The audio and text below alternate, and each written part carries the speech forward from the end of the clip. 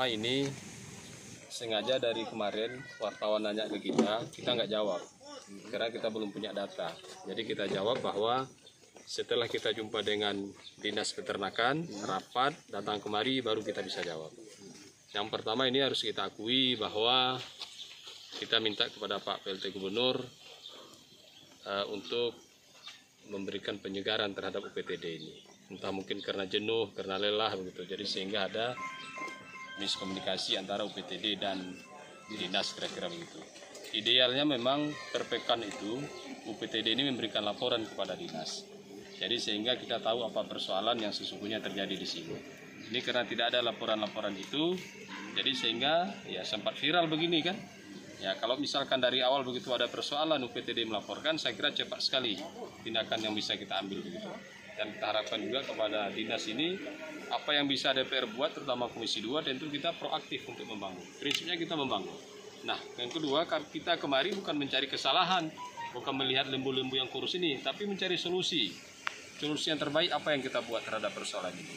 Tentu kita berharap Komisi 2 merekomendin agar UPTD ini dievaluasi oleh Pak Gubernur. Kira-kira begitu. Yang kedua, ya ini terlalu banyak lembu.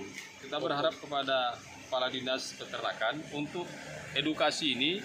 Kami kira di Komisi 2 cukup 100 ekor lembu saja dengan berbagai jenis. Jadi sehingga tidak terlalu repot untuk mengurusnya. Jumlah lembu sini apa? Di sini yang data tadi disampaikan ke kita ada 392 ekor. 94 ya? 2. Ya. 300. Ya, yang itu cukup 100 saja dengan berbagai jenis lembu untuk edukasi di sini. Selebihnya tadi DPR kita menyepakati untuk dihibahkan, apakah kelompok masyarakat atau kepada dinas atau kepada hak-hak kepada yang berhak menerima. Yang penting jangan menyalahi prosedur hukum. Yang dimaksud ke dinas apa maksudnya Pak? Kabupaten kota atau? Iya, kabupaten kota terutama. Dan dinas pendidikan karena ini sifatnya untuk edukasi, tentu kepada dinas pendidikan yang membawahi SMK dan lain sebagainya gitu ya.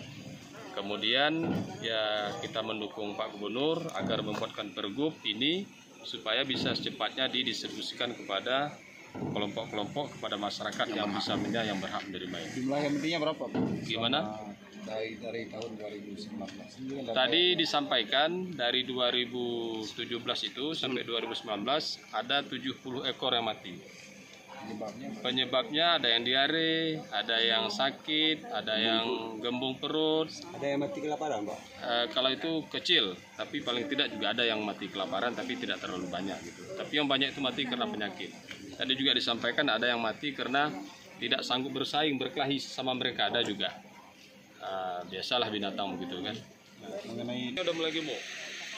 Jadi kesimpulannya memang kekurangan pakan di sini. Nah, yang perlu juga kami luruskan bahwa dari data yang kita terima dari Dinas Peternakan itu di 2017 sama 2018 itu anggarannya 2017 itu ada 1,7 miliar untuk pakannya.